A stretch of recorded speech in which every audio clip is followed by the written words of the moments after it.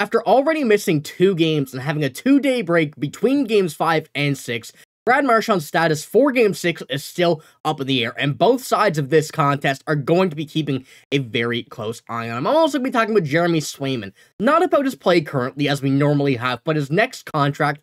As this offseason, he is expected to get paid and only making himself a better and better candidate for a higher contract.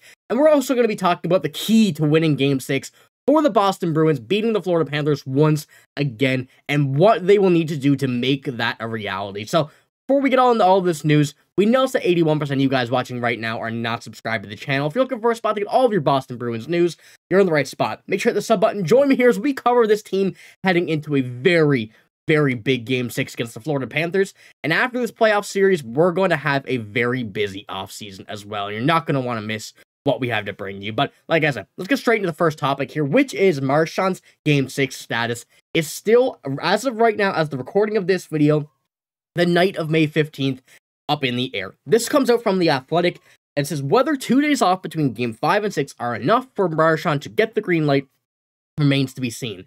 Even Florida Panthers coach Paul Maurice cracked the investigative journalist that will be monitoring Marchand's degree of hydration during the Game 6 morning skate for clues regarding his availability. So, this is really all we have so far based on what we know from Brad Marchand.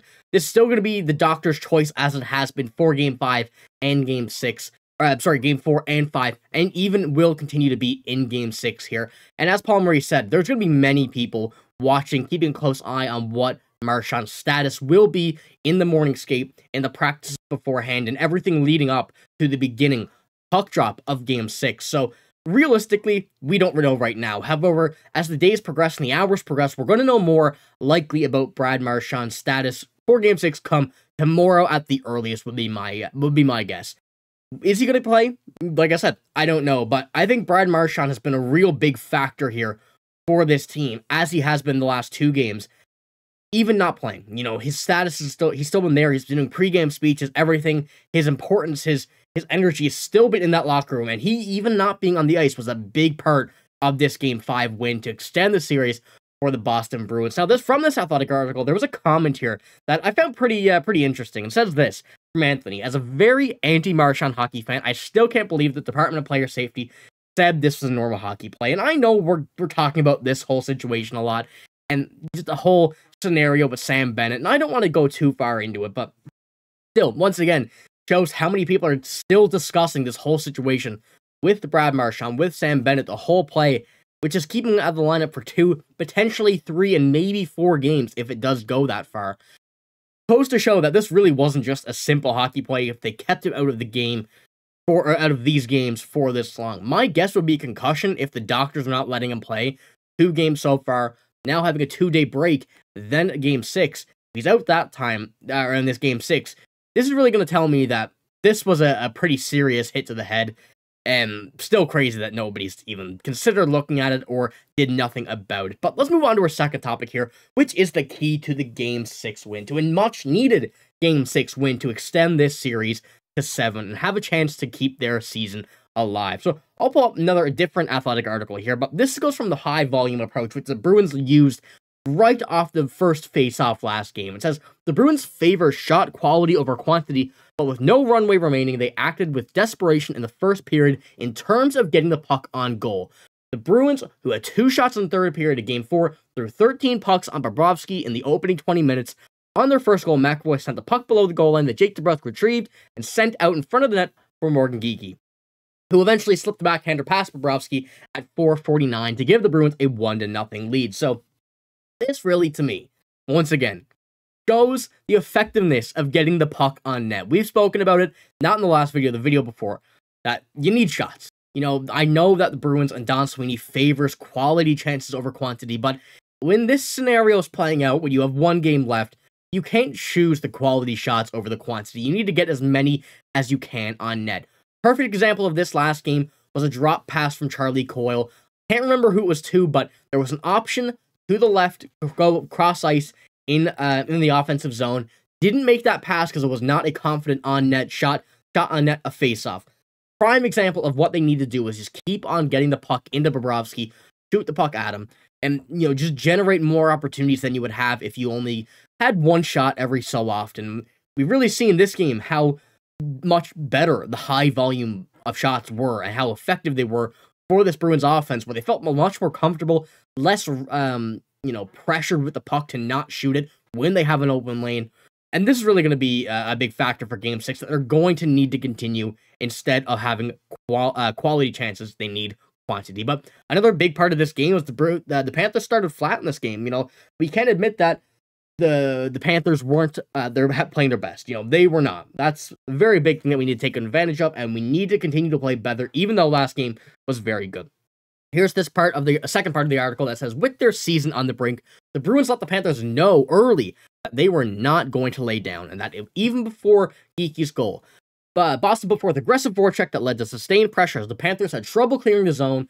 Coyle had one exceptional shift started by Kyle Poso not getting the puck out with bodies in front. The Panthers were outshot 13-4 in the period with only 11 shot attempts, and Ryan Hart had 3 of those. So really goes to show that flipping the script can put the pressure on in a game, similar to what we've seen the Panthers do to the Bruins all series long. The Bruins decide, how about it's our turn? We're going to do it. We're going to put the pressure on the Panthers, and we've seen how it played out. This sustained dominance, sustained desperation throughout this entire game, really what the Bruins need to do, and continue into Game 6, and hopefully a Game 7. But it's only going to be a matter of time until we see this happen. We can only say so much. We need to see it on ice for it to actually become a reality. So I'm very excited to see what this Bruins team does over these next 2 days that they have off before next game. And I really hope that they take this serious, they take this to the next level, and pull it off in Game 6 once again. Let's head on to our final topic of today, though, which is not playoff related, for a pretty different type of news, but this is still regarding this guy, Jeremy Swayman. He's going to get paid.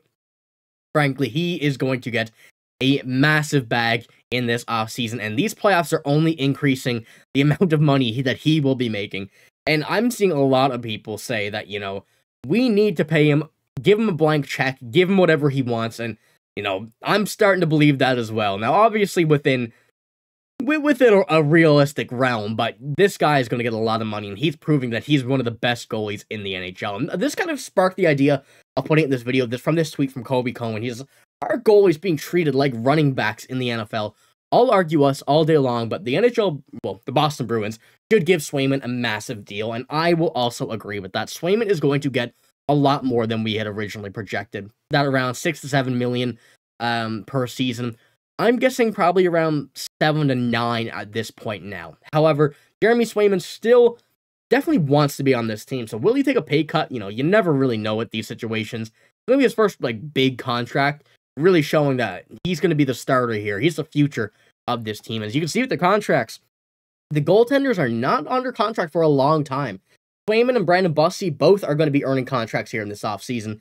And Linus Ullmark is going to be an interesting one, as he is under contract for one more season after this one. It'll be interesting to see if they do decide to trade him, they decide to keep him for one more season, let Bussi develop in the AHL one more year, or just what they're going to do. Because we know that the goaltending situation is very good for the Boston Bruins right now, and they kind of want to take advantage of this with, not paying their goalies too much, really. Even if Jeremy Swayman does get a $7 million deal, it's still only $12 million, which is not that bad for 2 all-star goalies. And I shouldn't say that bad. That's excellent for 2 all-star goalies, but I'm very excited to see Swayman's contract. He's so deserving of it. We've seen these playoffs really just start to increase that salary that he's going to be earning. And let me know what you guys think. I haven't really asked you guys the question of what do you think Jeremy Swayman will be making in the offseason? What do you think he's going to be making for what is going to be likely a long-term deal with the Boston Bruins? So, like I said, let me know what you think. I'm going to see a lot of mixed numbers, I'd say, but I can really see anything at this point. The Boston Bruins are certainly going to pay him, and he's going to be well-deserving, as I said. But that's all I got here in this video. Let me know what you think about the plan for the Game 6 for the Boston Bruins. Do you think they need to get more shots?